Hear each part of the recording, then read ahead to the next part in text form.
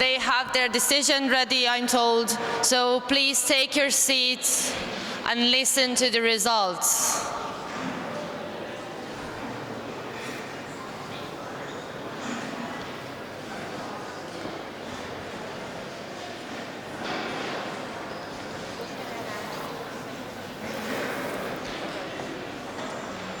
Yeah. Oh. So, we've had quite a bit of a discussion. We discussed all the teams and in the end reached a consensus. The winning team of this year's Budapest Open from Opening Government Vermont SW.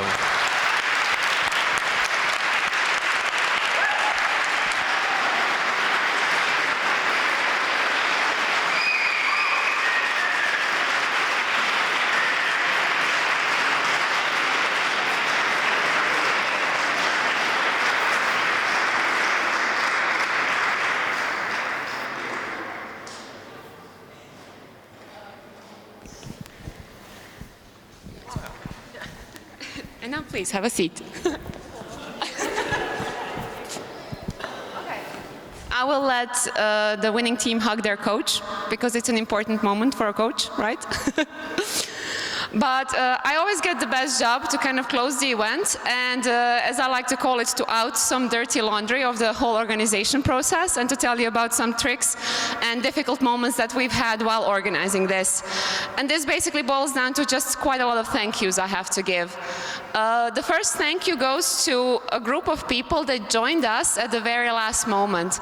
They actually joined exactly a week ago. A week ago we realized we couldn't do this on our own. A week ago we realized we actually needed a hell of a lot of help. And a week ago, a very special team came to our rescue. And this team, because they weren't quite sure what debate was, and we weren't quite sure how to explain to them what their job would be. And the job was difficult. The job was basically herding a lot of maybe hungover, maybe tired, maybe angry debaters to get to venues on time in order to have debates. So we had a bunch of volunteers, and because they were kind of new to this, we gave them agent code names. So I would like you all to give a warm round of applause as I read out their code names. Agent Awesome. We also have the Agent Iron Lady. I hope she's in the room. Agent Aurora, Agent Classy Killer, Agent Aggressive Innocence, Agent Elegant, Agent Salty Cake, and of course the president of the Pishti fan club, which is also in the room but is probably not going to stand up due to embarrassment of the title. But we all know who she is. Yes. Now, this team would not have, this whole event would not have been possible without a very special group of people. And I need to thank you very individually. Professor Snyder, Tuna.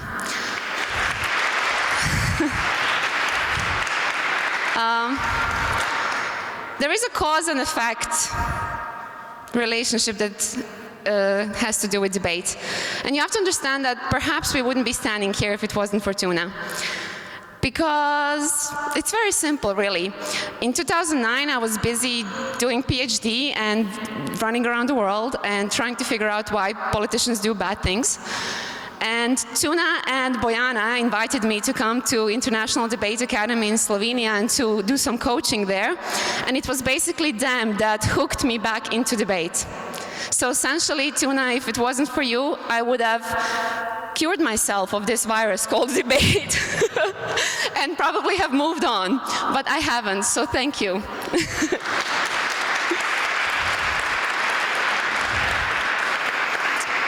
Por supuesto, Señor Llano. Señor Steve Llano, please give him a warm round of applause.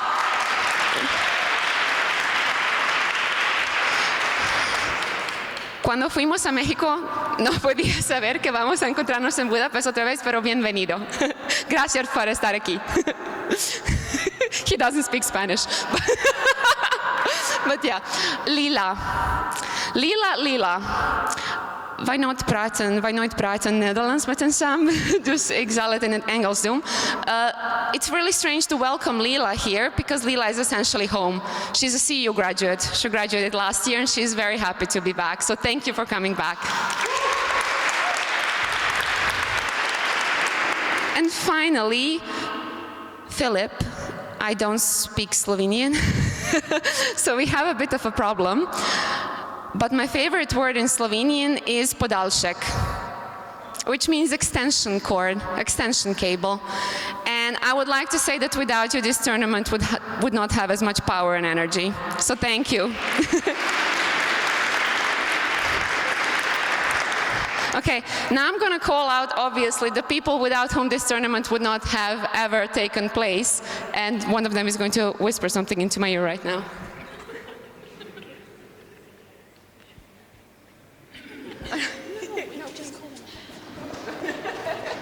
Okay, as you can see, they can't relax, they're still on the job. It's obviously the ORCOM. So I'm gonna just call out their names. If you're in the room, please stand up. We're talking about Daniel, Eddie, Alexandra, Alexandru, Endre, Bolaž, Fanny, Anna, Fanny, Timi, Christina, and Jofi. Please, guys, come out here.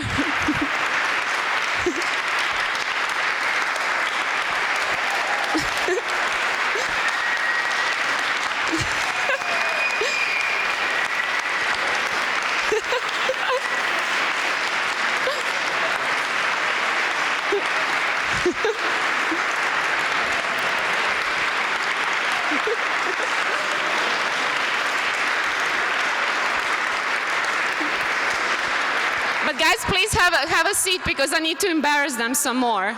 It's not done yet. You have to see, my life is very hard with them, with this bunch. And it's very hard because this is a group of overachievers. The first thing that they did is obviously they organized this event. Those of you who have me friended on Facebook, you know that I wasn't around much. You know I travel a lot. And basically this tournament is 100% their contribution, their organization. But not just that. For whatever reason, they decided organizing an international event that would bring 150 people from 35 countries. They figured, piece of cake, we can do it, let's do some other things. So, what they've done in the meantime is, where's Ana Gurau? She's supposed to be standing up there. Oh, get yours. Get there. Okay. Okay, so what two of them did, Anna and Jofi, is in the last few months, they also decided to write a book, which is a guide called How to Organize a Debating Tournament. It's going to be made public online thanks to the Idea Press, and it essentially goes along the philosophy of if we could do it, anybody can. So in that sense, I would like you all to look it up. We're going to publicize it on Facebook, but basically this bunch wrote a book. Not just that. In the week that we were about to welcome all of you here, they went a little bit crazy. I really have no idea what you were thinking about. But they decided, we have 2 debating societies at university level in Hungary. We should start up one more. So essentially, you should know that here we have not only representatives of 2 universities standing in front of you, we have representatives also of the 3rd Hungarian University Debating Society of ELTE as well.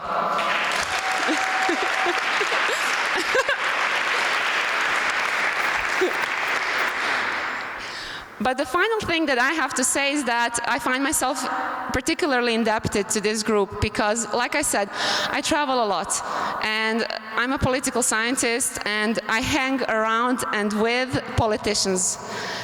And we had a debate there that you heard just now, and we talked about hate speech, we talked about freedom of speech. And during the opening event of this particular tournament, we were cruising alongside Danube. It was very beautiful. Budapest is a beautiful city. And I had a debate, competition obviously, because that's what we do in our private life as well, with somebody from Greece, who is somewhere here in the room. And because we were being kind of cynical, but also very serious, we had a debate on who has a steeper rising or a quicker rising level of extremism. Is it Hungary or Greece? And I can't tell you who won. I think we're still debating it. But this group here, because in my focus on extremism, in my focus on political parties, I obviously get very often very pessimistic about life. And this group here has also had to deal with something I like to call the Hungarian Kafkaesque bureaucracy. That was basically throwing hurdles towards us at organizing this event at every single step. But this group here has taught me several things. And I hope not to be mushy when I say it, but you guys taught me solidarity. What you have exemplified in the work with each other is something I have not seen in many professional teams, in professional organizations. And you guys are volunteers and a bunch of students. So you taught solidarity. You taught me also something about teamwork. You taught me something about perseverance. These guys don't take no for an answer. They really are very, very persistent. And the final thing that you've taught me is that we should have hope. As long as I hang out with people like you, I'm going to have hope, regardless of the fact that I write essays about rising extremism in Europe and how Western Balkans, which is where I come from, is having a harder time integrating into EU for all sorts of plethora of reasons. So as long as I work with the likes of you, I will always be both honored and humbled. So thank you, guys.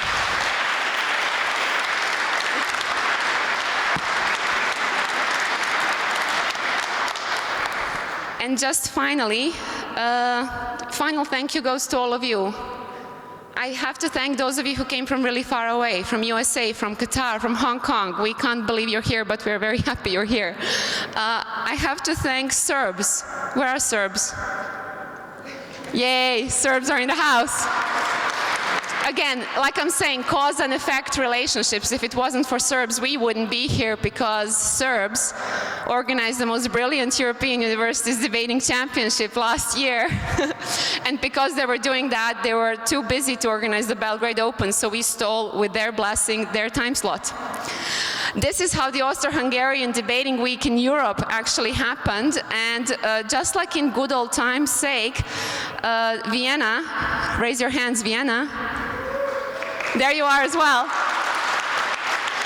You see, in Hungary, the CEU and the Corvinus debating societies, we are not legally registered entities, so just like in the good old times' sakes of the Austro-Hungarian Empire, Vienna stood in and they handled our money. So thank you, guys. We really appreciate it. They helped us with the organization of this event, and we wouldn't have been able to do it without you. Finally, Hungary, debate in Hungary is in its incipient stages, and unless all of you continue to come here, we're going to have a hard time debating, because we cannot finance travel to all sorts of debating events. We are going to come to Split, we're going to come to Belgrade, but we do need also you to come here. So in that sense, I hope that you had a nice time in Budapest. I hope that you're going to have a nice time in the next 3 days of the Austro-Hungarian Debate Week in Europe, and I would just like to thank you all for being here. Thanks.